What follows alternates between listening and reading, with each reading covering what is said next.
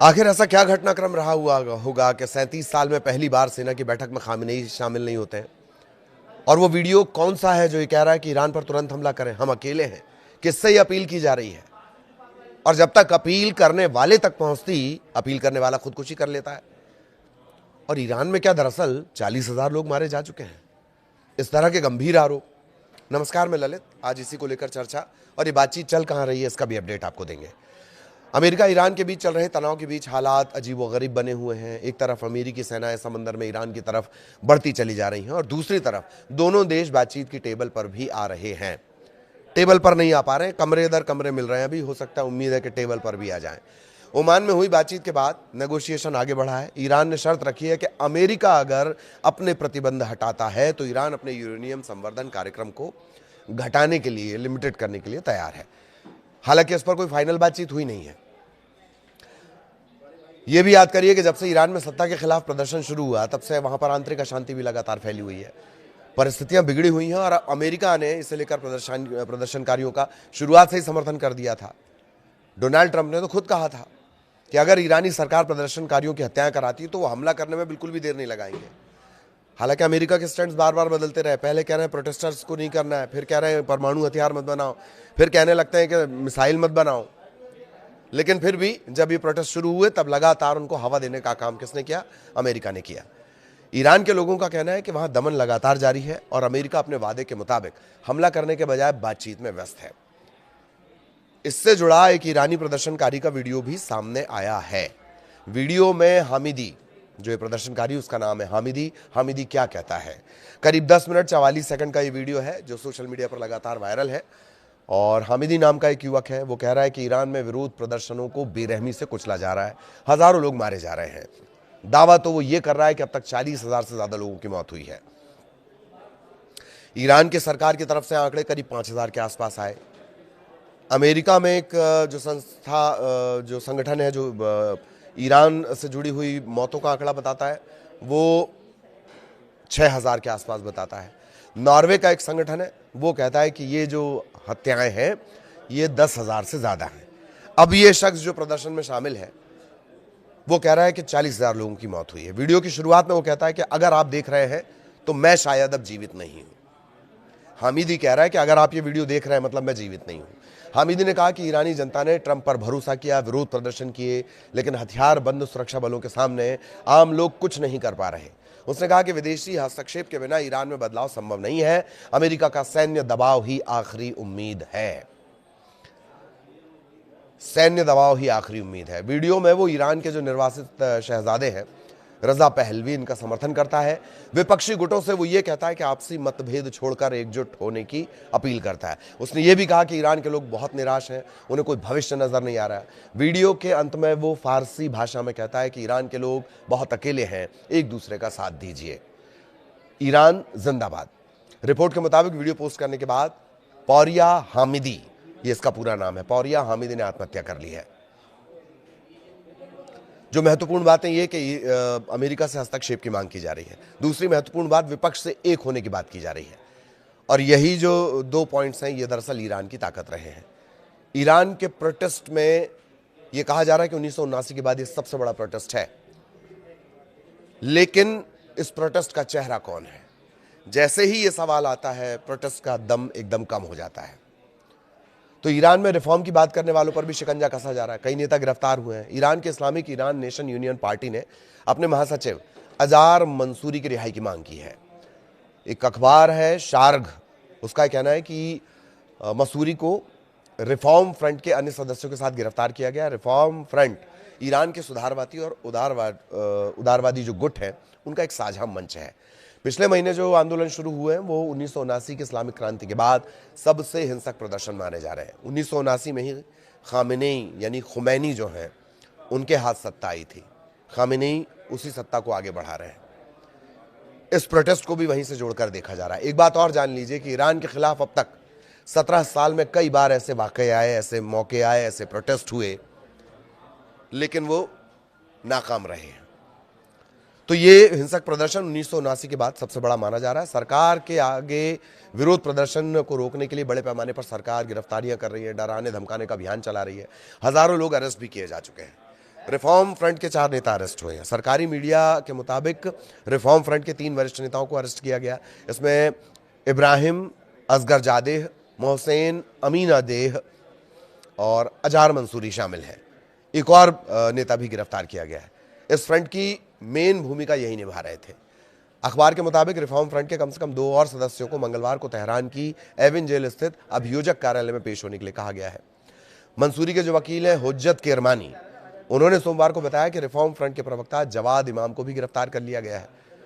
हिरासत में लिए गए लोगों पर क्या कुछ आरोप लगाए गए ये साफ नहीं किया जा रहा। यही दरअसल ईरान का तरीका है। गिरफ्तारी क्यों हुई है?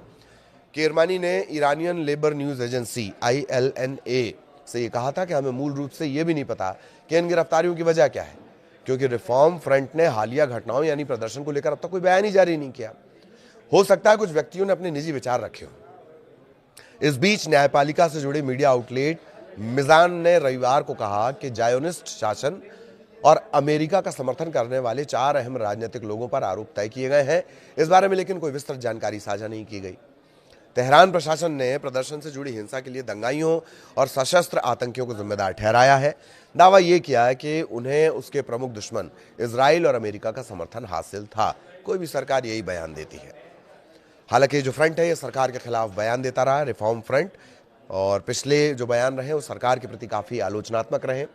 इजराइल के खिलाफ जो 12 दिन युद्ध चला, फ्रंट के सदस्यों ने तभी चेतावनी दी थी कि अगर बुनियादी सुधार नहीं किए गए तो देश को धीरे धीरे पतन का सामना करना पड़ेगा। हालांकि जो वकील किरमानी है उनका ये कहना है कि हालिया गिरफ्तारी का उस बयान के बाद रिफॉर्म फ्रंट के खिलाफ शुरू किए गए किसी न्यायिक मामले से कोई ताल्लुक नहीं है। ये एक पार्ट हो गया। एक वीडियो आया जिसमें हामिद नाम का एक व्यक्ति ये बोलता है, 10 मिनट से ज़्यादा का ये वीडियो है। उसमें ये अपील करता है अमेरिका से कि वो सशस्त्र दबाव डाले, प्रदर्शन करे, माफ़ कीजिएगा, दबाव डाले और हमला करे, इसके अलावा कोई चारा नहीं है। साथ ही वो विपक्ष के नेताओं से कह रहा है कि अब एकजुट हो जाओ। ये एक पहलू हो गया। बातचीत का क्या अपडेट है? बातचीत का क्या अपडेट है? दोनों देशों में सलाह के बाद आगे की बातचीत जारी रखने पर सहमति आ गई है। ट्रंप ने कहा है कि अगले दौर की बातचीत अगले हफ्ते की शुरुआत में हो सकती है। जो ईरान के विदेश मंत्री अब्बास अरागची, उन्होंने ये कहा है कि अब तक तारीख तय नहीं हुई है। एक घटनाक्रम और बड़ा हुआ है। आमतौर पर खामेनेई कभी ऐसा नहीं करते। खामेनेई पहली बार सेना की बैठक में नहीं पहुंचे हैं। ईरान के सर्वोच्च नेता आयतुल्लाह अली खामेनेई ने 37 साल में पहली बार 8 फरवरी को जो वायुसेना कमांडर्स की वार्षिक बैठक हुई उसमें हिस्सा नहीं लिया। यह बैठक वो 1989 में सत्ता संभालने के बाद से हर साल करते रहे हैं। उनकी गैर मौजूदगी ऐसे समय में सामने आई है जब ईरान और अमेरिका के बीच तनाव तेज है। इससे तेहरान की अगली रणनीति को लेकर अटकलें बढ़ गई हैं और संभावित अमेरिकी सैन्य कार्रवाई की आशंकाएं भी गहरा गई हैं। अगर खामेनेई बैठक में नहीं पहुंचे तो क्यों नहीं पहुंचे, और क्या फिर से वो अंडरग्राउंड वाली बात उसे हवा मिल रही है? क्योंकि खामेनेई बिल्कुल अपने लोगों से मुखातिब होते रहते हैं, लगातार वो उन्हें समझाते रहते हैं और एकजुट रखते हैं। यही खामेनेई की एक बड़ी काबिलियत में से एक है। आखिर ऐसा क्या हुआ कि 37 साल बाद, सत्ता संभालने के बाद पहली बार वो इस बैठक में शामिल नहीं हुए, और इसे लेकर तरह तरह की बातें कही जा रही है, इंटरनेशनल मीडिया में भी और ईरान के अंदर खाने भी। इधर अमेरिका और ईरान की बैठक में अब तक क्या हुआ है? ईरान की तरफ से विदेश मंत्री अब्बास अरागची और अमेरिका की तरफ से विशेष दूत स्टीव विटकॉफ इस बैठक में शामिल हुए। ट्रंप के दामाद भी लगे रहते हैं हमेशा, कुशनर जो है। कहा तो ये भी गया कि एक सेंटकॉम का एक कमांडर भी इसमें था। आमतौर पे इस तरह की बैठक में नहीं होता है, पर अमेरिका है तो इस प्रक्रिया का हिस्सा ये लोग थे। बातचीत की मध्यस्थता ओमान के विदेश मंत्री बद्र अल बुसैदी ने की है, जिन्होंने अलग अलग दोनों प्रतिनिधिमंडलों से मुलाकात की। एक से बात करके आते थे, फिर दूसरे कमरे में दूसरे से बातचीत करते थे। बातचीत औपचारिक रूप से परोक्ष थी, लेकिन अरागची ने बताया कि अमेरिकी प्रतिनिधिमंडल से उनका सीमित सीधा संपर्क भी हुआ, दोनों पक्षों के बीच हाथ मिलाना भी हुआ, बस इतना ही हुआ। किन किन मुद्दों पर बात हुई इस पर अगर पूछा जाए, ईरान का कहना है कि बातचीत का दायरा सिर्फ उनके परमाणु कार्यक्रम तक सीमित रहा। अरागची ने साफ किया कि बैलिस्टिक मिसाइलें, क्षेत्रीय गुटों या घरेलू राजनीति पर इस पर कोई चर्चा नहीं हुई है। ईरान ने प्रस्ताव रखा है कि वो अपने परमाणु संवर्धन कार्यक्रम को शांतिपूर्ण बनाए रखने की गारंटी देने को तैयार है, बशर्ते उस पर जो आर्थिक प्रतिबंध लगे हैं वो हटाए जाएं। उसने ये भी कहा कि वो 60% तक घटाने को तैयार है। और अमेरिका चाहता है कि बातचीत का दायरा व्यापक हो, इसमें ईरान के मिसाइल कार्यक्रम, इलाके में सक्रिय सशस्त्र संगठनों को समर्थन, जो अगल बगल जिन्हें आतंकी बताया जाता है उनके समर्थन की बात हो रही है, और मानवाधिकार के मुद्दे भी शामिल हो। सबसे बड़ा विवाद लेकिन यूरेनियम संवर्धन को लेकर है। ईरान इसे अपना अधिकार मानता है, अमेरिका और उसके सहयोगी इसे परमाणु हथियार की दिशा में कदम मानते हैं। ये और बात है कि ट्रंप ने कहा था कि B-2 बॉम्बर से तो हमने सब खत्म कर लिया। जून में जब 3 परमाणु ठिकानों पर हमला किया था B-2 बॉम्बर ने, तब अमेरिका ने कहा था सब खत्म हो गया है। अब जो खत्म हो गया उस पर फिर बातचीत चल रही है। बातचीत के एक दिन बाद अराक्ची ने यह दोहराया है कि ईरान यूरेनियम संवर्धन पूरी तरह रोकने को तैयार नहीं है। दबाव, धमकी और बातचीत, ये बातचीत ऐसे समय हो रही है जब अमेरिका ने मिडिल ईस्ट में अपनी सैन्य मौजूदगी लगातार बढ़ाई है।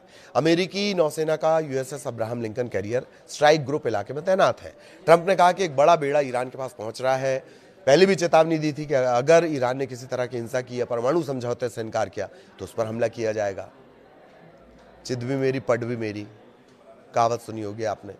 ईरान ने सख्त रुख अपनाया। अराक्ची ने चेतावनी दी कि अगर अमेरिका ने हमला किया तो ईरान इलाके में मौजूद अमेरिकी ठिकानों पर जवाबी कार्रवाई करेगा, यानी जितने उनके बेस हैं। और जाहिर तौर पर लिंकन पर तो कार्रवाई होगी ही, जो क्राफ्ट है उनका, वॉर क्राफ्ट। पिछले साल अमेरिकी हमलों के बाद ईरान ने कतर में स्थित अल उदीद एयरबेस पर मिसाइलें भी दागी थी, जो मिडिल ईस्ट में अमेरिका का सबसे बड़ा सैन्य अड्डा है। दांव पर क्या क्या लगा है? इस बातचीत से उम्मीद जागी है कि अमेरिका और ईरान के बीच पूर्ण युद्ध टल सकता है, लेकिन हालात अब भी बेहद नाजुक हैं। अगर ये बातचीत विफल होती है तो ईरान अपने मिसाइल और ड्रोन नेटवर्क के जरिए अमेरिकी और इजरायली निशानों को ठिकाना बनाएगा। इसके अलावा वो होर्मुज हार्बर में नौवहन बाधित करने की धमकी शुरुआत से देता रहा है। दुनिया के बड़े हिस्से का 1/3 हिस्से का तेल यहीं से गुजरता है, गैस यहीं से गुजरती है। तो ओमान में जो बातचीत हुई है वो तनाव कम करने की दिशा में एक शुरुआती कदम माना जा रहा है, लेकिन समझौते तक पहुंचने का रास्ता अभी बहुत लंबा, मुश्किल और बहुत दूर है। इन सब के बीच शुरुआत हमने एक वीडियो से की थी, जिस वीडियो में कहा जा रहा है कि ईरान अकेला है, ईरान के लोग अकेले हैं, अमेरिका उनकी मदद करे और विपक्ष एकजुट हो।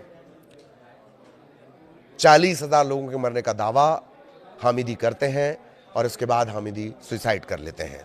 10 मिनट से कुछ ज्यादा का इनका ये वीडियो है। आगे भी अपडेट आप तक पहुंचाएंगे। नमस्कार।